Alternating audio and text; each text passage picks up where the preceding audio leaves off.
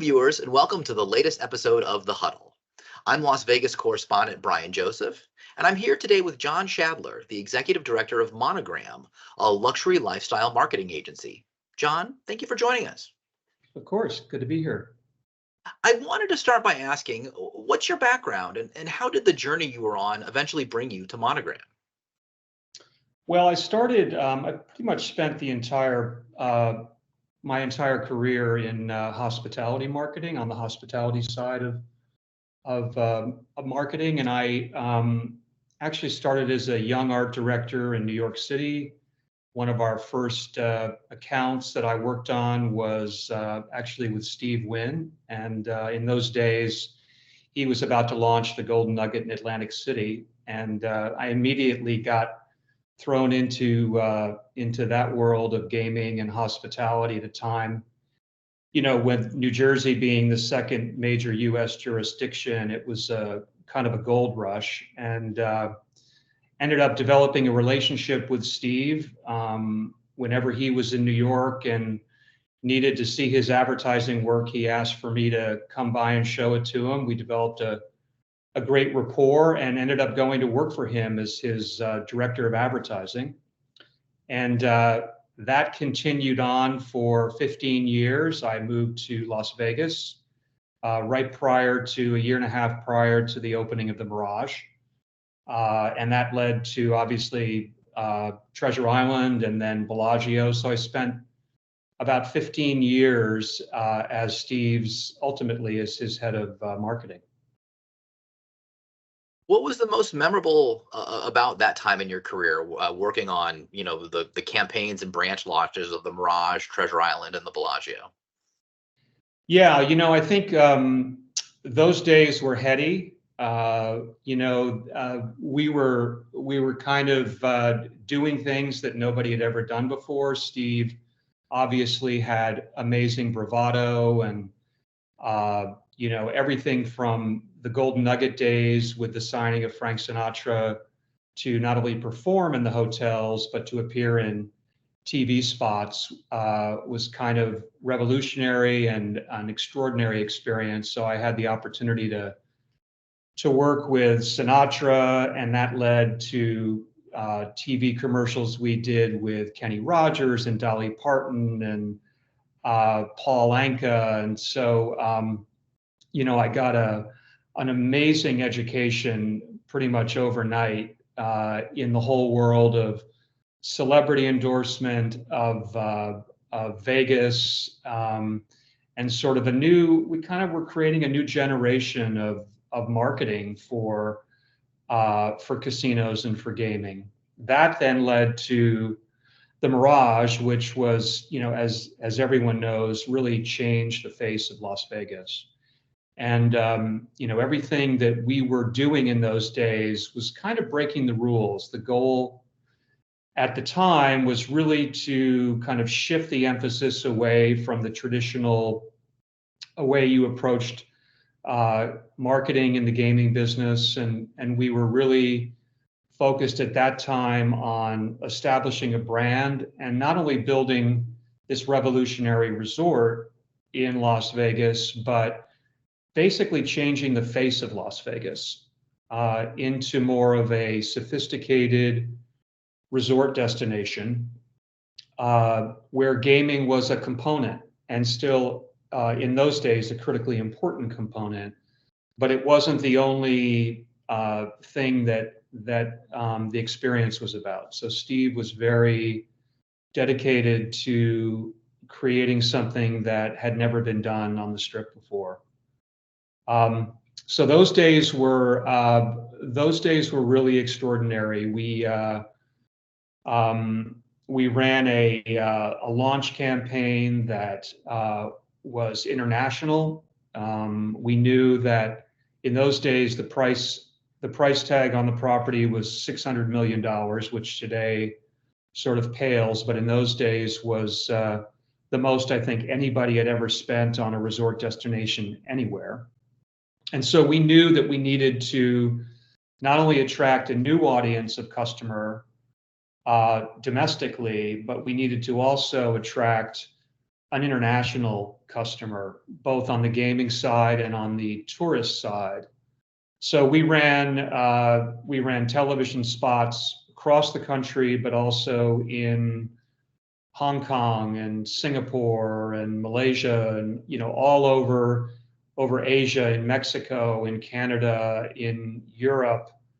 And really the theme and the kind of the brand identifier for the campaign was there's a new destination in the world. And that was intended to say, A, this place is amazing, you need to come see it. But B, Las Vegas is changing. And it was at that point, I think, that, we were quite honestly single-handedly responsible for taking that leap to creating what is today kind of modern day Las Vegas. That's amazing. Yeah. Do you have any memorable Steve Wynn stories? Whoa. Well, yes, quite a few. Wow, boy. Well, I think one of the other really interesting things that Steve did, and it was around the time that Bellagio was under construction, and each time that we developed a property from Mirage, then to Treasure Island, which was obviously sort of the temporary but ill-fated family approach. When Bellagio was conceived, it was really an idea that took into account maybe all of the things that we now knew Las Vegas was ready for. Mirage was the testing ground for that. What could we do to up the ante? What could we do to sort of change the landscape even further? And there were many things that occurred to sort of make up that recipe. One was bringing high-end retail to Las Vegas, which was, heretofore not really seriously pursued. And then Steve said, look, people when they're on vacation, they want to shop. They're relaxed. They want to buy nice things. That led to, Armani, Hermes, Gucci, all the top end luxury stores in Bellagio. The next thing we thought of was, on the restaurant side.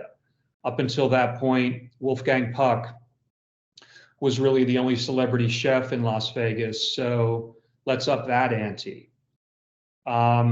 Let's bring a new sophisticated level of entertainment. But the one area, and this was very much at the end of the creative process of Bellagio, and Bellagio was ready within about 6 months to open.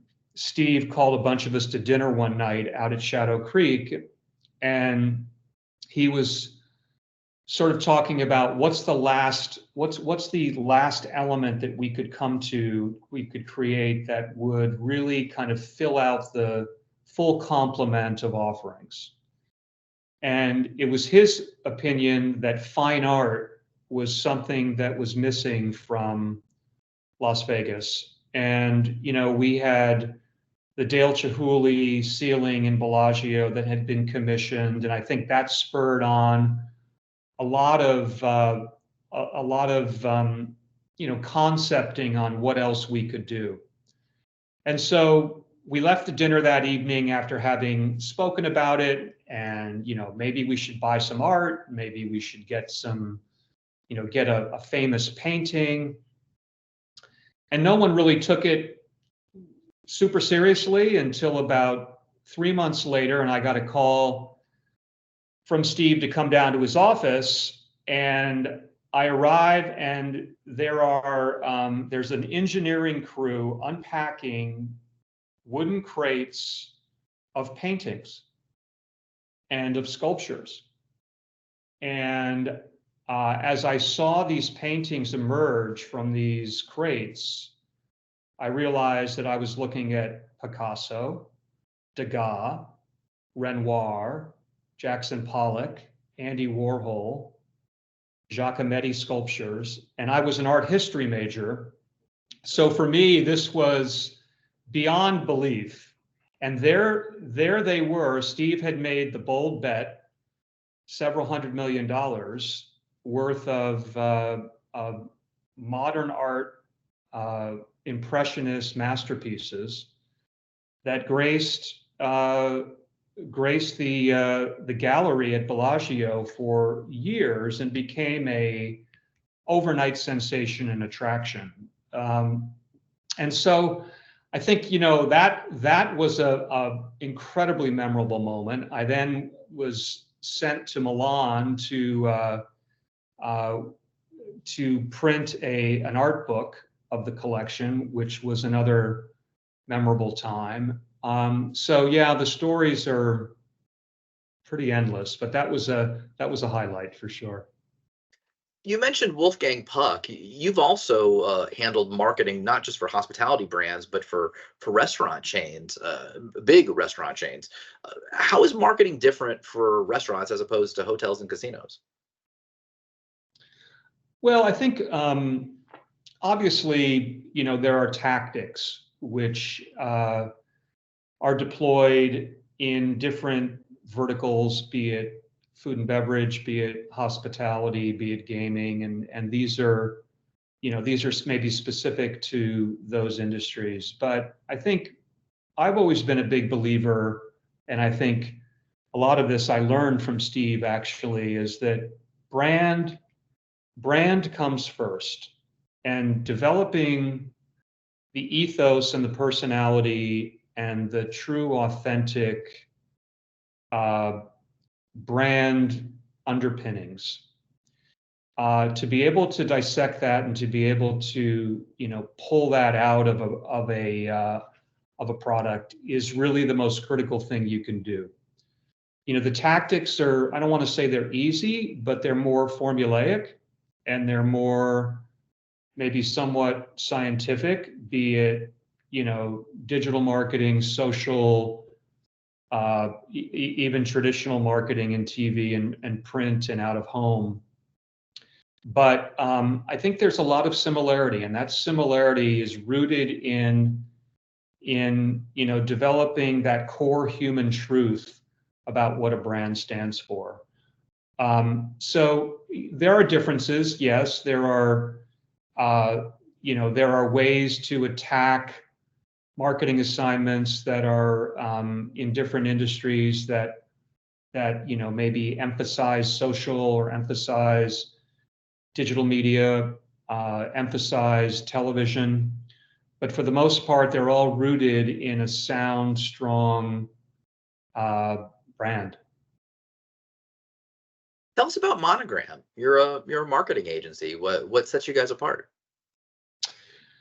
Well, so Monogram is sort of it's kind of a full circle for me in many ways. After I left Mirage Resorts, I formed a company with the help of Bill Hornbuckle at MGM called SKG. And MGM was looking for a national agency.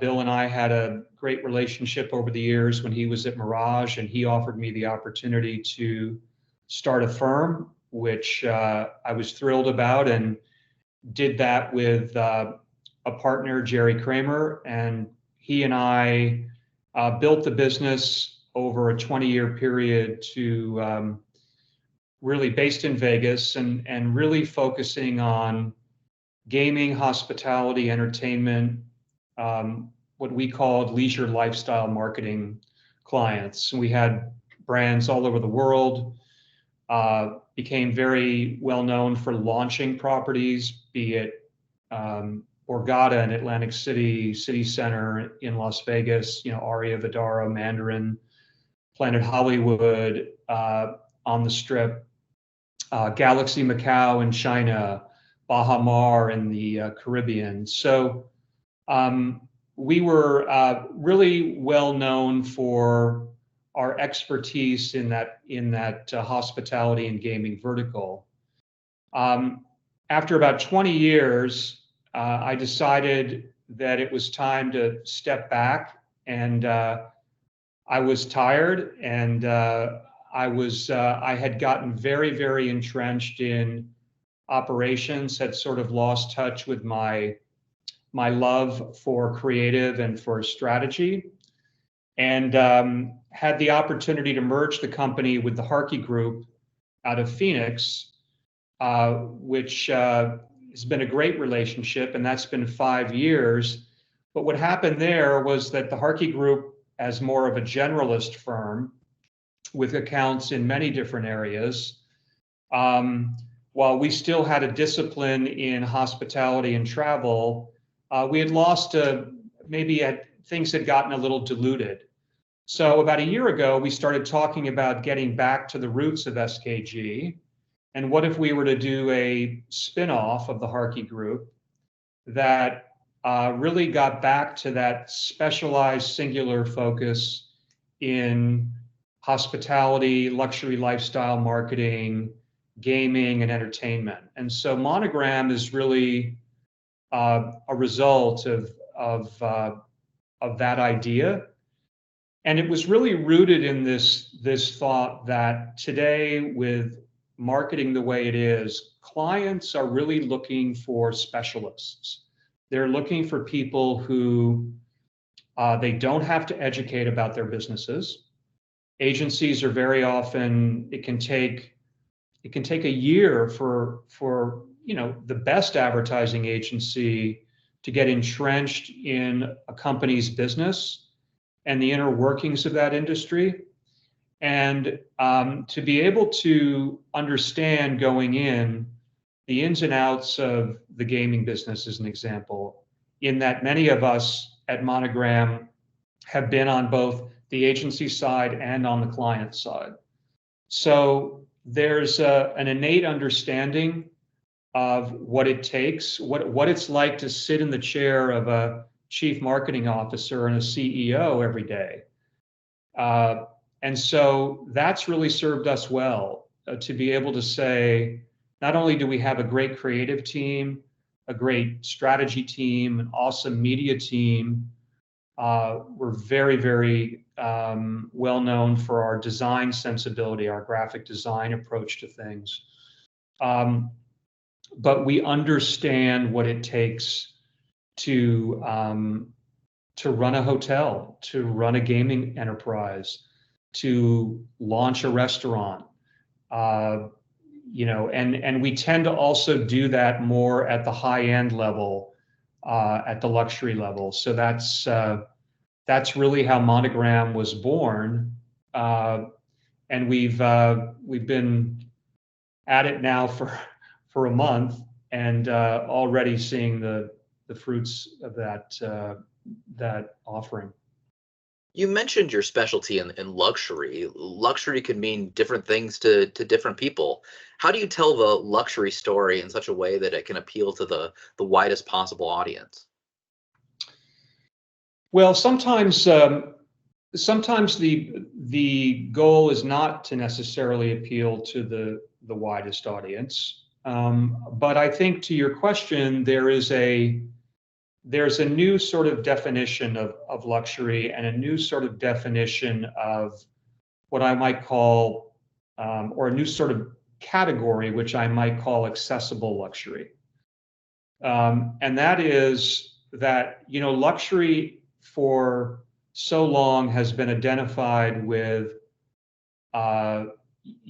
things that are extravagant, things that are, very precious. In some cases can be very off-putting. I think there's a new generation of consumers that are looking at luxury more from the standpoint of experiences, are looking at luxury from the standpoint of making the best use of their time. And so that can relate to things that are maybe fun, maybe more expressive in the way of adventure, of as I said, of experiences. So luxury is no longer just this precious thing to put on a pedestal. That doesn't mean that luxury that kind of more accessible luxury or fun luxury or experience-driven luxury doesn't have a price tag associated with it. It definitely does.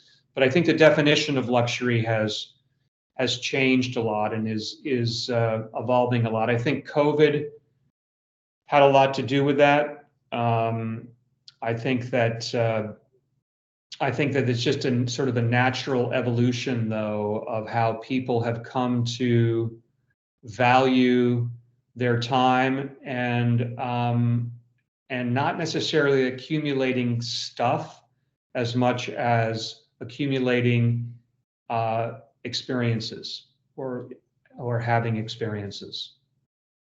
Certainly meets my definition of a luxury. How do you think hospitality and restaurant marketing should use social media channels? There's a fairly prominent Las Vegas influencer who seems to complain constantly about the poor quality of casinos' social media marketing. I wonder what you think the role is of social media marketing for hospitality and restaurant brands. Yeah. Well, I would tend to agree. I think it's critically important. It's become kind of a core part of what we do. Honestly, however, I would say that a lot of the gaming companies in particular, as well as a lot of the hospitality companies, have tended to bring their social enterprise in-house. And I think that there's great benefit to that from the standpoint of being on the pulse of things that are going on, in a nanosecond, and knowing that, what is happening at your property at any given moment or your restaurant at every given moment. Where I think a lot of the gaming enterprises, hospitality enterprises, food and beverage companies sometimes neglect is the strategy side, and also the content development side. And that's where an agency can really be an advisor and of great help in sort of setting up guardrails, setting up kind of strategic boundaries, as well as to build a professional content library and a quality set of assets that then at the property level you can deploy, and you can be on the pulse of things sort of in the moment and at the moment. But I think if there's any criticism, it's sometimes that maybe social gets overused, social gets overabused. Just posting constantly is not always the answer. And so this idea that if you're a little bit more strategic, if you're a little bit more cunning and a little bit more, if you put a little bit more of a planning approach into your social strategy, I think it can go a long way to improving your image. That makes a lot of sense. What's the future of marketing for gaming, in your opinion? Well, look, I think gaming, like many industries, has become a very data-driven business. And that's really important. I think the more data you have on your customer, the more you can serve them, the more you can, identify a consumer's needs with what you can offer them to drive engagement and to drive trial and so on. I go back, though, to the fact that the core belief system around a brand, and how a brand's personality is conveyed, is so critically important that all the data in the world and all the tactics, the great tactics in the world, are not going to have an impact, or not going to have the level of impact, if the brand that's serving up that information is not cohesive, is not consistent, is not well crafted and conceived, and is not in all respects honest. Brands are about the truth in the end, and it's about finding that distinctive human truth that each brand has in its DNA.